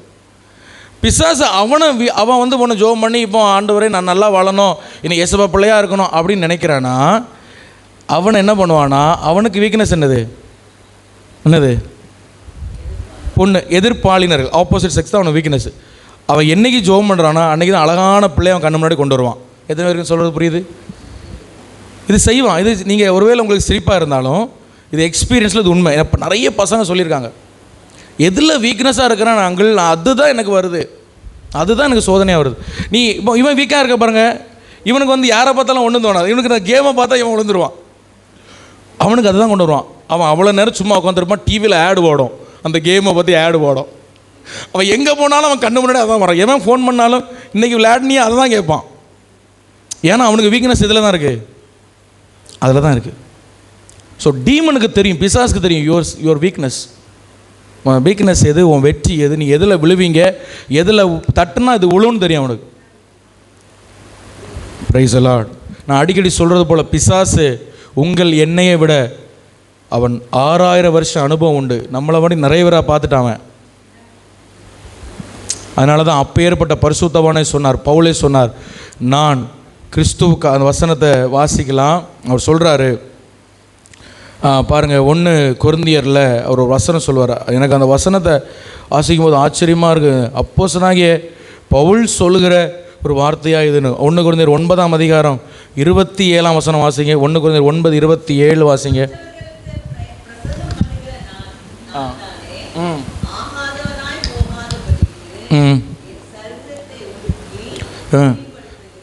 அப்பா, இது சொன்னது யார்? குடிகாரன் இல்லை, இது சொன்னது யார்? மிகப்பெரிய பரிசுத்தவான்.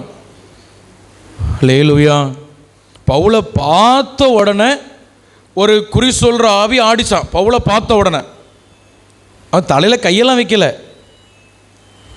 பவுலை பார்த்த உடனே ஐயோ தேவனுடைய மனுஷன், தேவனுடைய ஊழியக்காரன் சத்தம் முடித்தான். அப்பேற்பட்ட பவுல் சொல்கிறாரு, நான் ஆகாதவனா போயிடக்கூடாது. அல்லேலூயா. நான் செம்மையானவனாக இருக்கணும், நான் கரெக்டானவனாக இருக்கணும், நான் செம்மையான பாதையில் நடக்கணும். அதற்கு உம்முடைய ஆவியினால் நீர் என்னை நடத்த வேண்டும். Praise the Lord. ஹல்லேலூயா. நான் ஆங்கிலத்தில் இந்த வசனத்தை வாசிக்கிறேன். அந்த கலப்பை மேல் கை வைத்து பின்வாங்குறோம். அதை பாருங்கள்.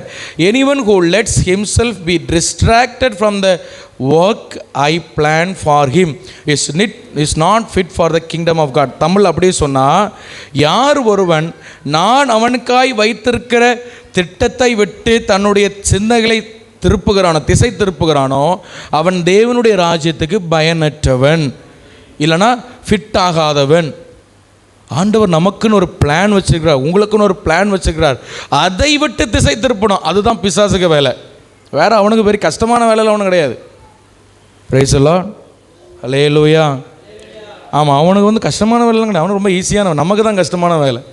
நம்மை தேவனை விட்டு திசை திருப்பணும். அதுதான் அவனுக்கு நோக்கம். அல்லேலூயா. ஸோ இப்போ தேவனுக்கு பிரியமாக நான் வாழணும், அவருக்கு பிரியமானதை நான் செய்யணும், அந்த செவ்வையாக நான் நடக்கணும், அப்படி ஆவியினால் நான் செம்மையாக நடத்தப்படணும். அப்படின்னா ஒரு 3 காரியம் செய்யணும். அதை 3 ஒரே சம்பவத்திலேருந்து ஆவியான எனக்கு காண்பித்து கொடுத்தார். அதை நம்ம வாசித்து நம்ம முடிக்க போகிறோம். 1 ராஜாக்களின் புஸ்தகம், 1 ராஜாக்களின் புஸ்தகத்தில் நீங்கள் எடுங்க. 19ஆம் அதிகாரம், 19th சாப்டர், 19ஆம் அதிகாரம், 1 ராஜாக்கள் 19ஆம் அதிகாரத்தில் வாசிக்கும் பொழுது 18ஆம் வசனத்திலேருந்து வாசிங்க. 18-19 வாசிங்க. இல்லை, பாகாலுக்கு முடங்காது இருக்கிற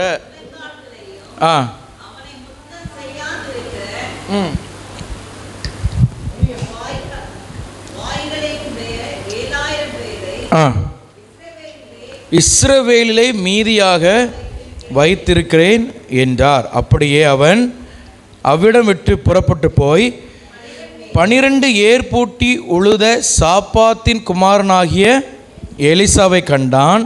அவன் 12ஆம் ஏரை என்ன பண்ணான்?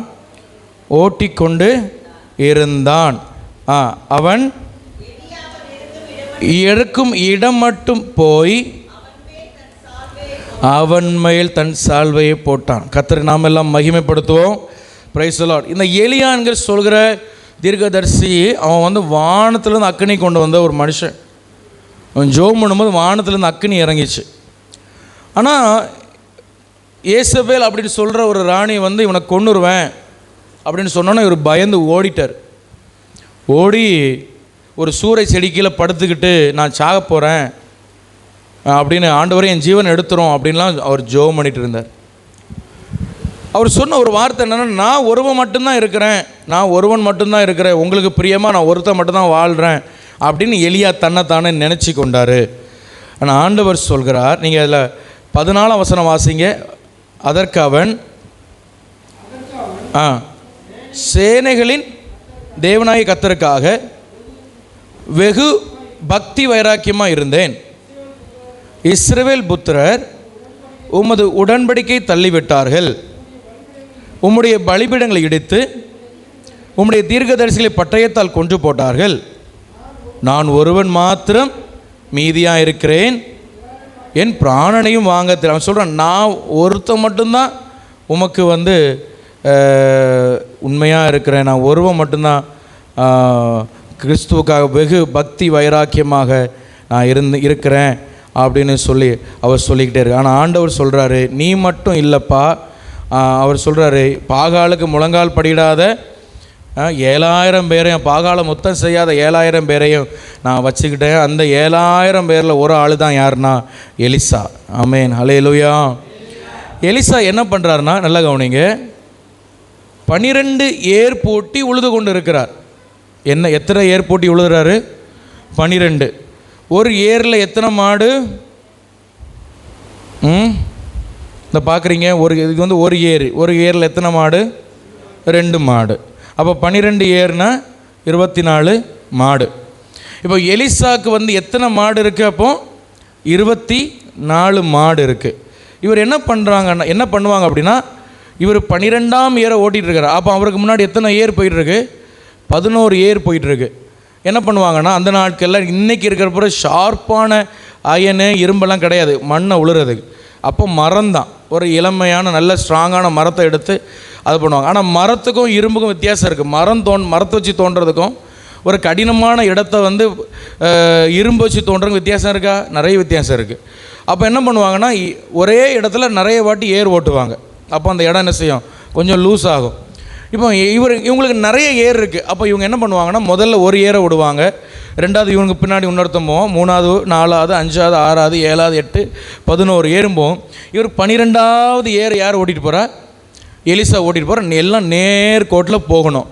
இந்த எல்லாரையும் நேர்கோட்டில் போக வைக்கிற வேலை யாருக்கு வேலைன்னா எலிசாக்க வேலை. ஆமென், லேலுயா.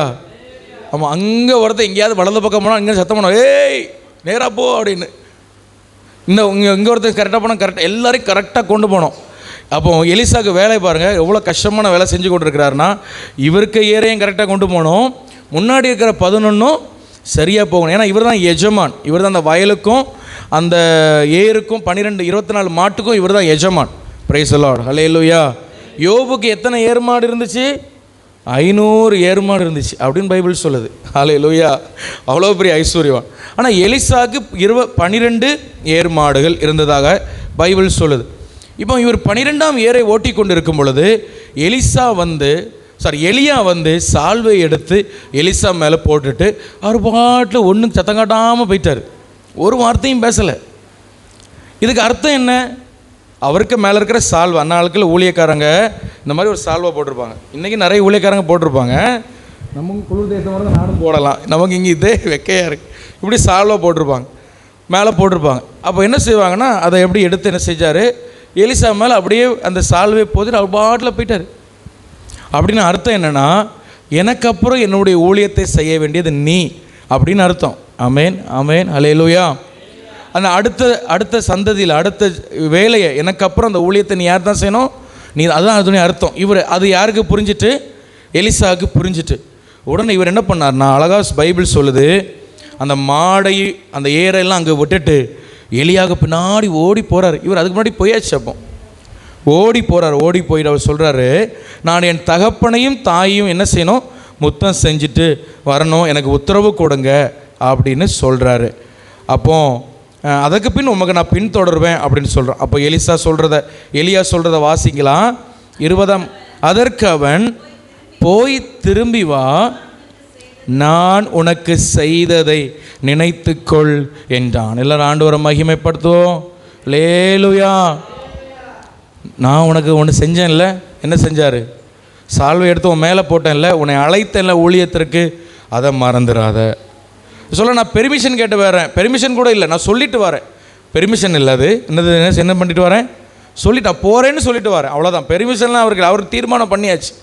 எலிசா என்ன பண்ணியாச்சு? தீர்மானம், நான் போய் தான் ஆகணும்னு தீர்மானம் பண்ணு. இன்றைக்கி நிறைய நேரங்களில் நம்ம பெர்மிஷன் கேட்டுட்டு கிடக்க, அதான் பிரச்சனை. தீர்மானம் பண்ணிடணும். ஆமேன், ஹல்லேலூயா. இவர் தீர்மானம் பண்ணிட்டார், நான் போயிடணும் அப்படின்னு. ஆனால் அப்பா அம்மாட்ட என்ன செஞ்சிட்டேன்? சொல்லிட்டு வந்தேன், நான் போகிறேன், இப்படி இங்கே தான் போகிறேன் அப்படின்னு சொல்லிட்டு வந்தேன். ஏன்னா இவ்வளோ வருஷம் வளர்த்துருக்காங்க, கஷ்டப்பட்டு இல்லை அவனை வளர்த்துருக்காங்க, சாப்பாடு கொடுத்துருக்காங்க, நல்ல ஒரு ஐஸ்வர்யவனை அவனை உருவாக்கியிருக்காங்க, நிறைய சொல்லி கொடுத்துருக்காங்க. ஒரு திறமை, ஒரு 12 ஏர் பூட்டி உழுற அளவுக்கு அவன் திறமைசாலியை அவனை உருவாக்கியிருக்காங்க. அவன் அப்பா அவனுக்கு எவ்வளோ சொல்லி கொடுத்துருப்பார், அம்மா எவ்வளோ சொல்லி கொடுத்துருப்பாங்கல்ல. ஸோ அவன் சொல்லிட்டு வரேன், அந்த நன்றி உணர்வு அவனுக்கு இருக்குது பாருங்கள். அப்போ அவன் போய் சொல்லிட்டு வர்றான்.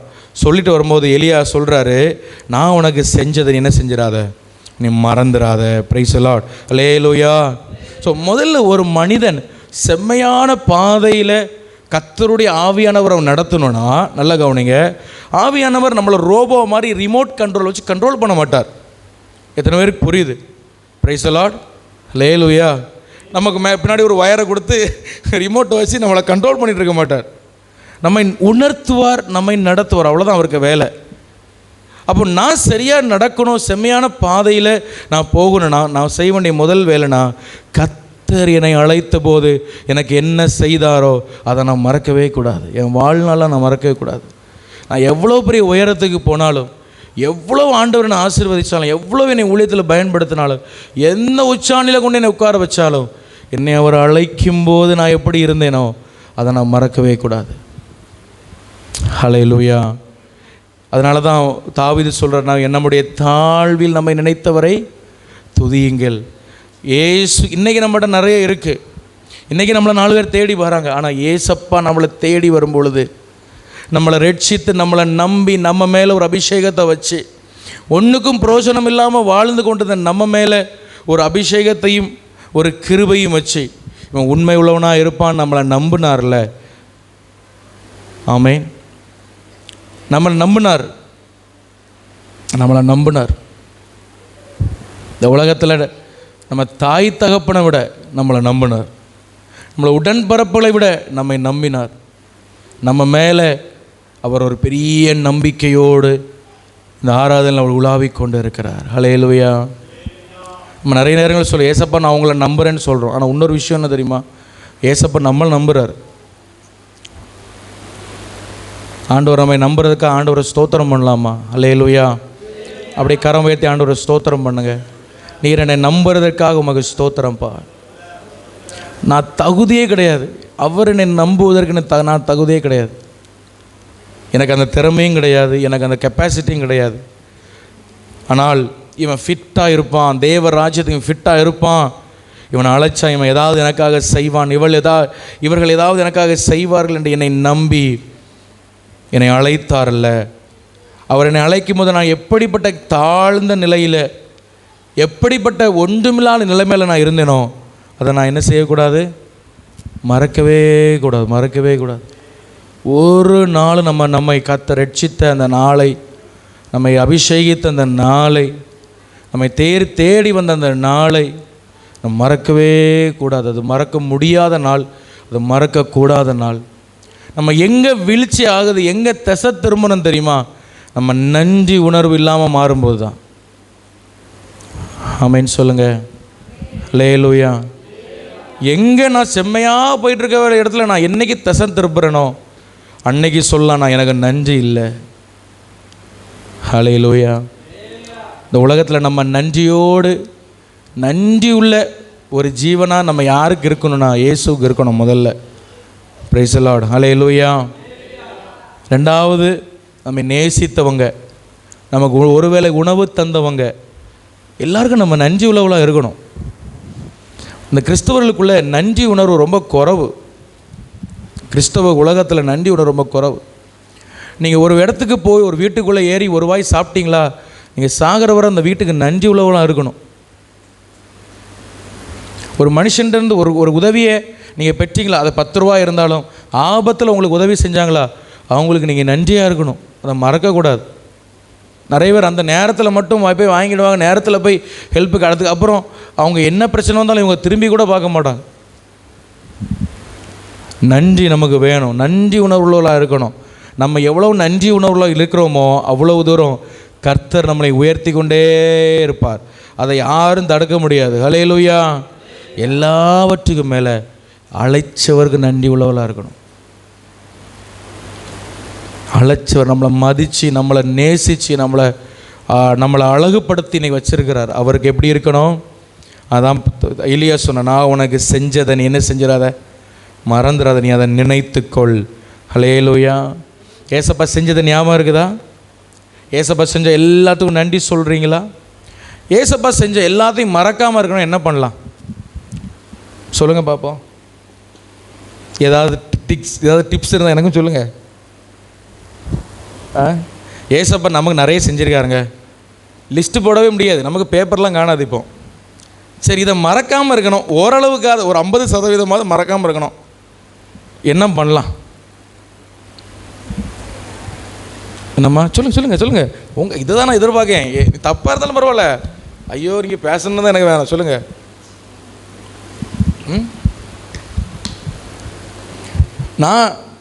நான் கண்டுபிடிச்ச ஒரு சின்ன விஷயம் சொல்லட்டுமா?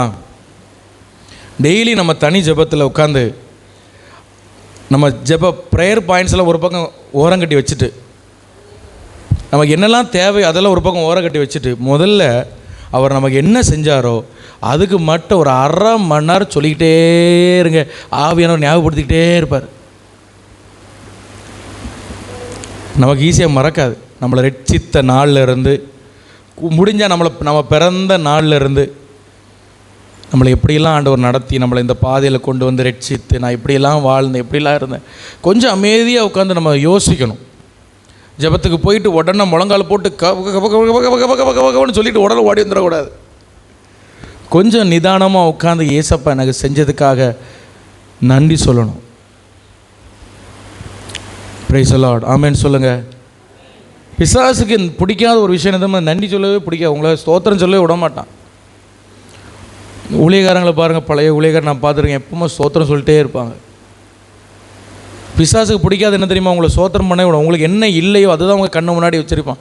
இப்பவும் உங்கள் கண்ணு முன்னாடி அப்படி இருக்கான். உங்களுக்கு என்ன இல்லையோ அதுதான் உங்கள் கண்ணு முன்னாடி கோழி முட்டை மாதிரி நிற்கும். வேறு எல்லாம் நமக்கு மறந்துடும்.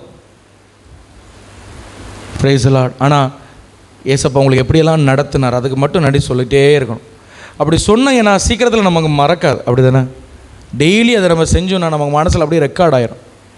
அப்போ நான் உனக்கு செய்ததை என்ன செய்துக்கொள், நினைத்துக்கொள். எல்லாரும் ஆண்டவரை மகிமைப்படுத்தலாம். ஹல்லேலூயா. மறந்துடக்கூடாது. ஆண்டவர் ஒரு நாளும் ஆண்டவர் செய்ததை நீங்கள் மறந்துடக்கூடாது. தெய்வம் செய்த நன்மைகளை ஒவ்வொரு நாளும் நினச்சி பார்த்து ஆண்டவருக்கு நன்றி செலுத்தணும். நன்றி செலுத்த உங்களுக்கு கிருபைகள் பெருகும். ஸ்தோத்திரம் செலுத்த கிருபை. ஆண்டவர் உங்களுக்கு தந்த நல்ல சரீரத்துக்காகலாம் எத்தனை பேர் நன்றி செலுத்துறீங்க? இப்போ இந்த கவர்மெண்ட் ஹாஸ்பிட்டலில் நீங்கள் போய் பாருங்கள், எத்தனை பேர் நல்ல சரீரம் இல்லாமல், சரீர உறுப்புகள் இல்லாமல் இருக்கிறாங்க. எத்தனை பேருக்கு புத்தி சுவாதீனம் இல்லாமல் இருக்கிறாங்க.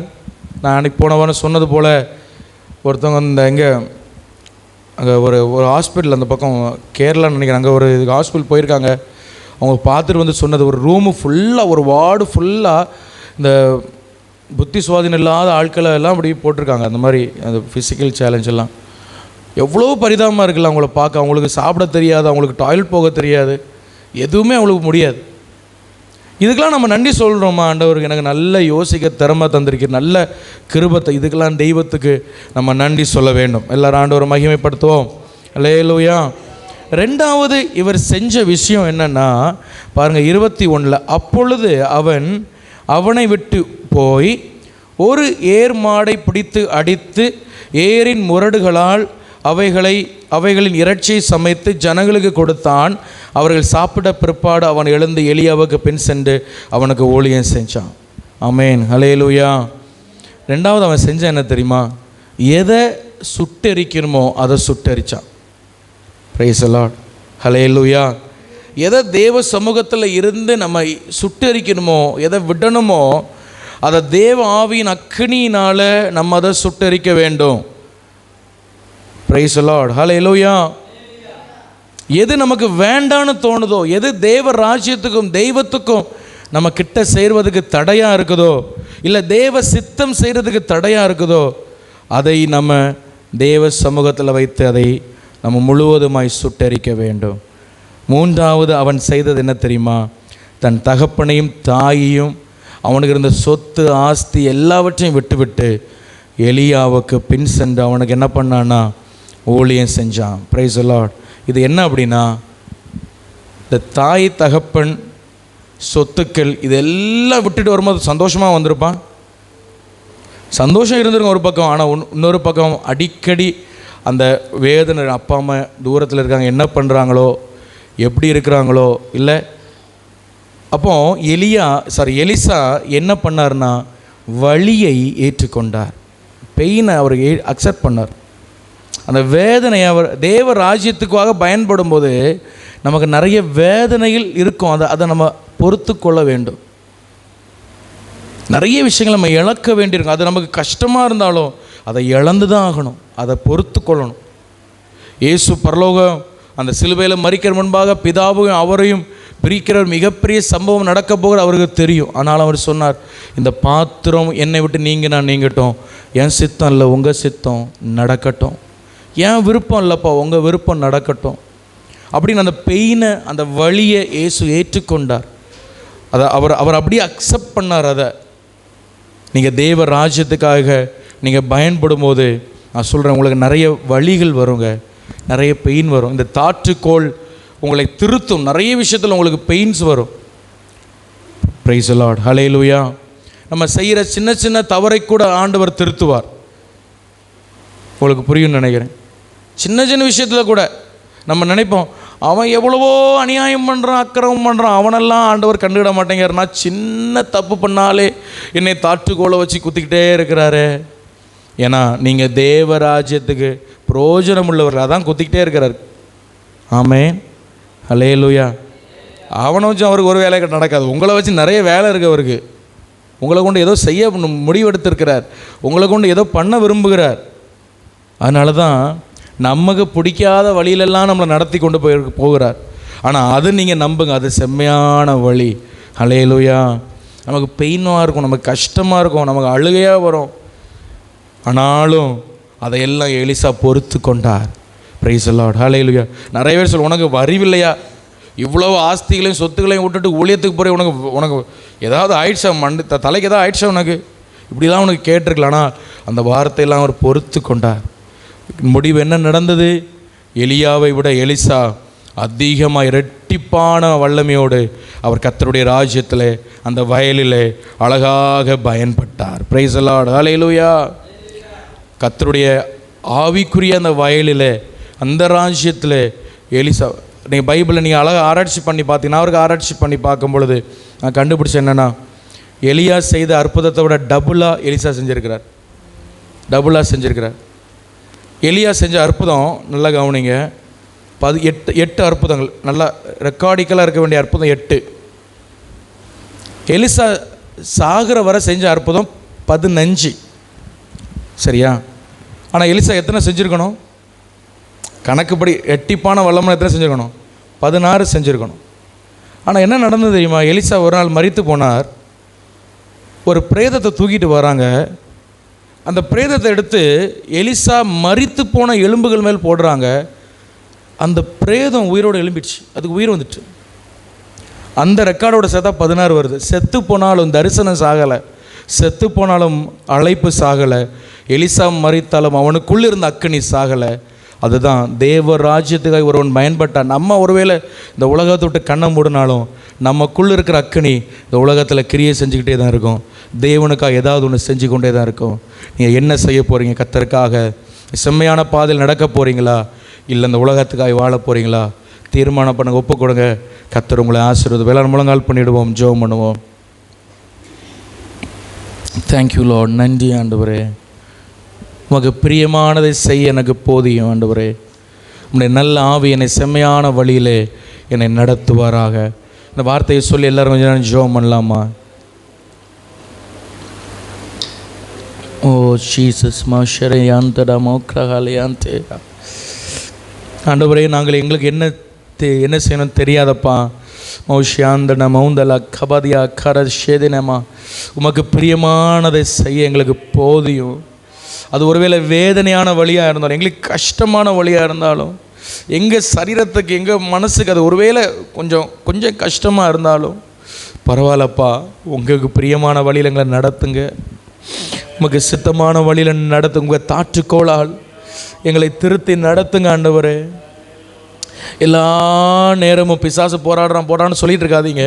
சில நேரம் ஆண்டவர் நம்மளை திருத்துறதுக்காக சில பாதையில் நம்மளை கொண்டு போகலாம். அதனால் நீங்கள் அதை அக்செப்ட் பண்ணுங்கள். அதை புரிஞ்சுக்கோங்க. ஆண்டவர் என்ன விரும்புகிறாரு, நான் ஏதோ கத்தருக்காக செய்கிறதுக்காகத்தான் இந்த பாதையில் என்னை கொண்டு போகிறாரு.